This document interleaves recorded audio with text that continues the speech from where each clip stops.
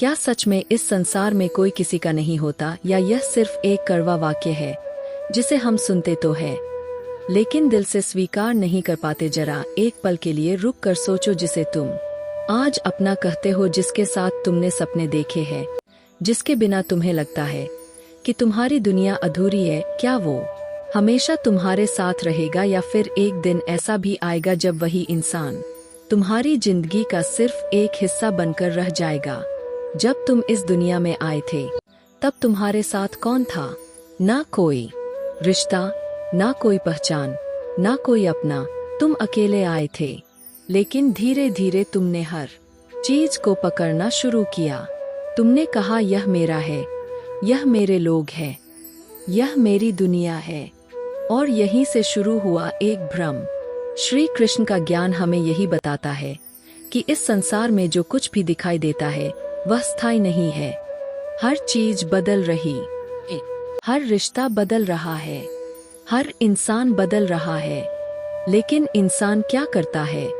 वो बदलती चीजों में ही अपना स्थायित्व ढूंढता है।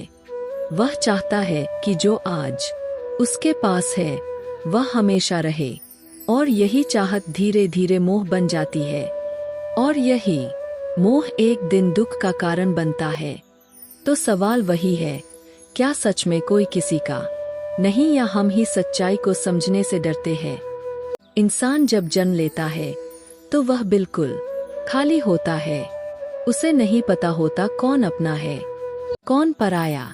उसे किसी नाम की जरूरत नहीं होती, किसी पहचान की जरूरत नहीं होती। वो बस होता है। लेकिन जैसे जैसे वह बड़ा होता है वैसे वैसे उसे सिखाया जाता, यह तुम्हारी माँ है, यह तुम्हारे पिता है, यह तुम्हारा घर है। और धीरे धीरे वो हर चीज को अपने साथ जोड़ने लगता है। वो कहता है, मेरा परिवार, मेरे दोस्त, मेरा नाम, मेरा जीवन, और यही मेरा धीरे धीरे उसकी सबसे बड़ी पहचान बन जाता है।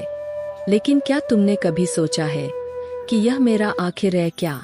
क्या यह सच में तुम्हारा है, या बस कुछ समय के लिए तुम्हें दिया गया है? श्री कृष्ण कहते हैं, यही मेरा ही असली बंधन है, क्योंकि जहाँ मेरा आता है वहीं डर भी आता है। खोने का डर, बिछड़ने का डर, अकेले रह जाने का डर।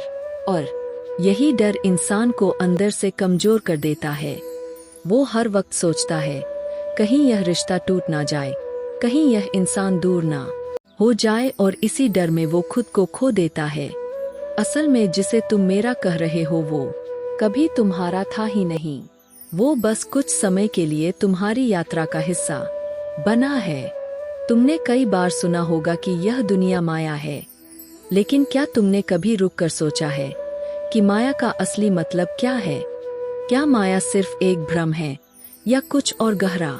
श्री कृष्ण कहते हैं, माया वो है जो दिखाई तो देती है, लेकिन जैसी दिखती है वैसी होती नहीं।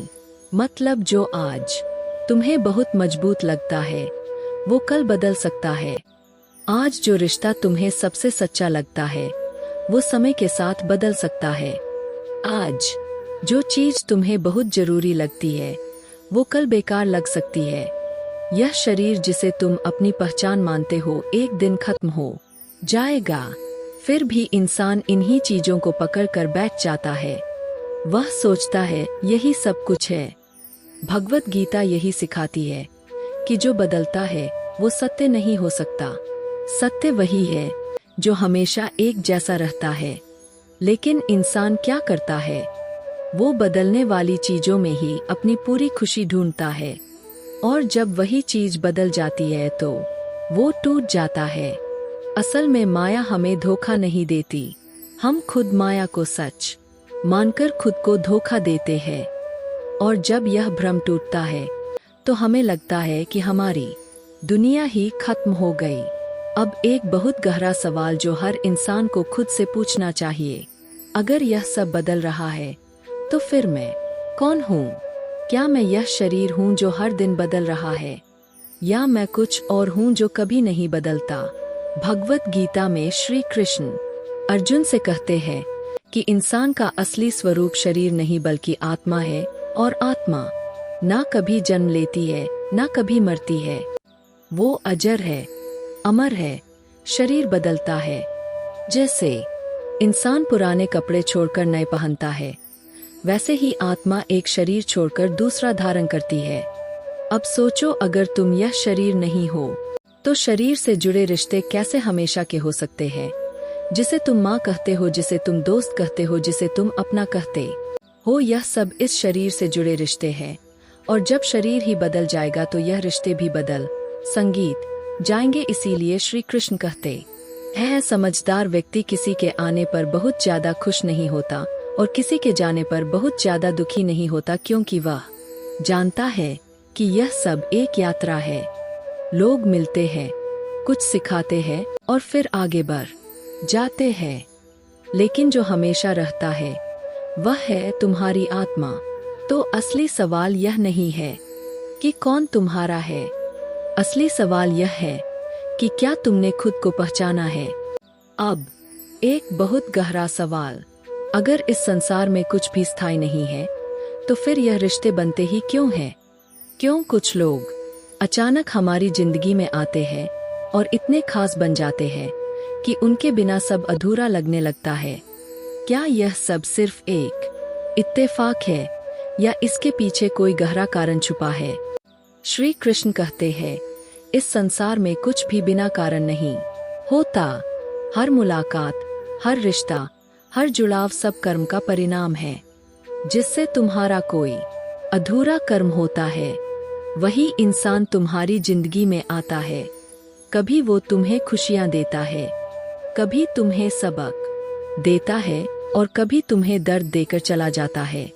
सोचो, इस दुनिया में करोड़ों लोग लेकिन कुछ ही लोग तुम्हारी जिंदगी का हिस्सा क्यों बनते हैं?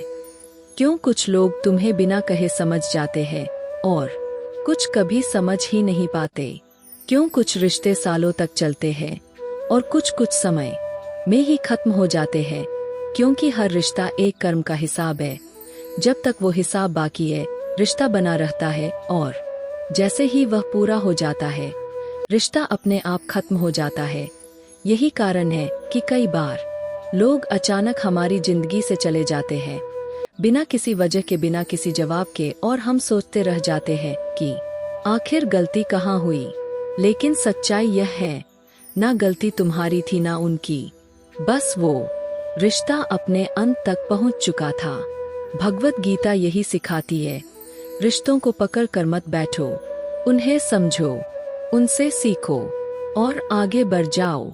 क्योंकि जो आया है वह किसी कारण से आया है, और जो चला गया उसका कारण पूरा हो चुका है।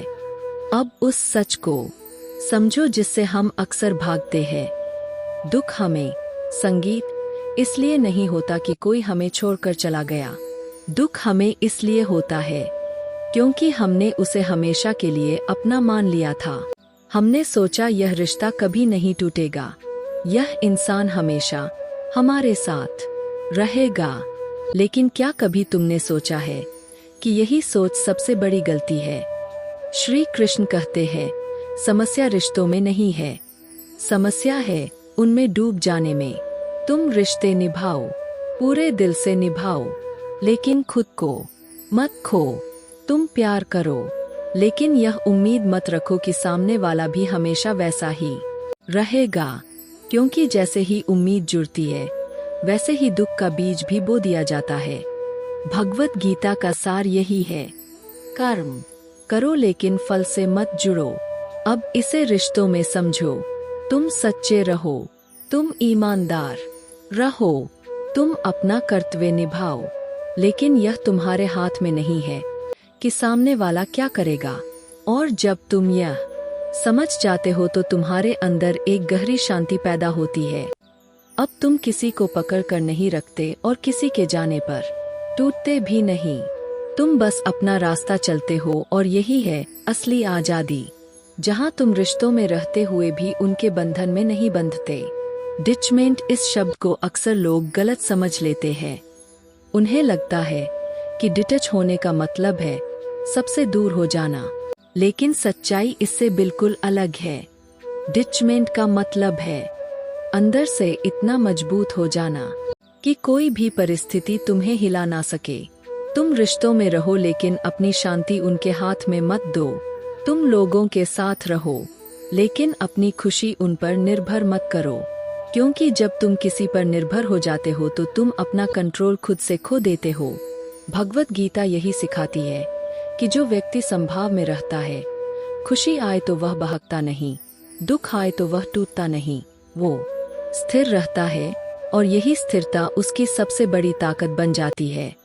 अब सोचो, अगर कोई तुम्हारी तारीफ करे और तुम बहुत खुश हो जाओ और वही इंसान तुम्हें छोड़ दे और तुम टूट जाओ, तो इसका मतलब क्या है कि तुम्हारा संतुलन तुम्हारे हाथ में नहीं है। लेकिन जब तुम डिटच हो जाते हो तो तुम हर स्थिति में एक जैसे रहते हो। अब कोई आए तो तुम खुश होते हो, कोई जाए तो तुम शांत रहते हो, क्योंकि अब तुम्हारी खुशी किसी इंसान पर नहीं, तुम्हारे अंदर से आती है। और यही है असली शक्ति, असली स्वतंत्रता। अब उस सच्चाई का सामना करो जिससे हम पूरी जिंदगी बचते रहते हैं। इस संसार में कोई किसी का नहीं, लेकिन इस वाक्य को समझना बहुत जरूरी है, क्योंकि इसे अक्सर गलत तरीके से लिया जाता है। इसका मतलब यह नहीं है कि प्यार झूठा है या रिश्तों की कोई कीमत नहीं, बल्कि इसका मतलब यह है कि कोई भी रिश्ता स्थायी नहीं है। प्यार सच्चा हो सकता है, भावनाएं सच्ची हो सकती है, लेकिन समय हर चीज को बदल देता है। आज जो इंसान, संगीत तुम्हारे साथ है, कल वो तुम्हारे साथ हो भी सकता है और नहीं भी। आज जो रिश्ता तुम्हें सबसे गहरा, संगीत लगता है, वो समय के साथ बदल सकता है। और जब इंसान, संगीत इस सच्चाई को स्वीकार नहीं करता, तभी वह टूटता है। वो हर चीज को हमेशा मान लेता है, लेकिन समय हर हमेशा को तोड़ देता है। भगवत गीता यही सिखाती है कि जो चीज बदलने वाली है उसे पकड़ कर मत बैठो, क्योंकि जितना तुम उसे पकड़ोगे उतना ही वह तुम्हें दर्द देगा।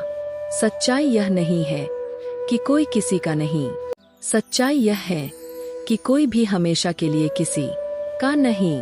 सब कुछ समय के लिए है, रिश्ते, लोग, पल, सब। और यही समझ इंसान को अंदर से मजबूत बना देती है, क्योंकि अब वह सच्चाई से भागता नहीं, उसे स्वीकार करता है। और जब इंसान सच्चाई को स्वीकार कर लेता है, तभी वह असली शांति को महसूस करता है।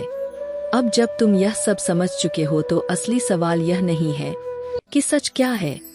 असली सवाल यह है कि अब तुम जियोगे कैसे। क्या तुम पहले की तरह हर रिश्ते में खुद को खो दोगे, या फिर इस सच्चाई को समझकर एक नई शुरुआत करोगे। श्री कृष्ण कहते हैं, जीवन से भागो मत, उसे समझो। रिश्तों को छोड़ो मत, उन्हें सही दृष्टि से देखो।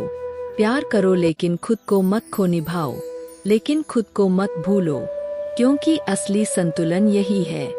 जब तुम इस दुनिया में रहकर भी इससे बंधे नहीं रहते, जब तुम सबके साथ होकर भी अंदर से स्थिर रहते हो, यही है असली जागरण। भगवत गीता हमें सिखाती है कि जीवन एक युद्ध है, लेकिन यह युद्ध बाहर का नहीं, अंदर का है, जहां हर दिन तुम्हें अपने मोह, अपने डर, अपनी आसक्तियों से लड़ना है। और जीत तब होती है जब तुम समझ जाते हो कि तुम्हारी खुशी किसी इंसान, किसी रिश्ते या किसी परिस्थिति पर निर्भर नहीं है, वो तुम्हारे अंदर है, हमेशा थी, हमेशा रहेगी। तो अब जब भी कोई तुम्हारी जिंदगी में आए, उसे दिल से अपनाओ, लेकिन यह याद रखो वो तुम्हारे जीवन का हिस्सा है, तुम्हारा पूरा जीवन नहीं। और जब कोई चला जाए तो उसे जाने दो, क्योंकि हर किसी का समय पहले से तय है। तुम्हारा काम है सिर्फ अपना रास्ता चलना, सच्चाई के साथ, शांति के साथ और जागरूकता के साथ।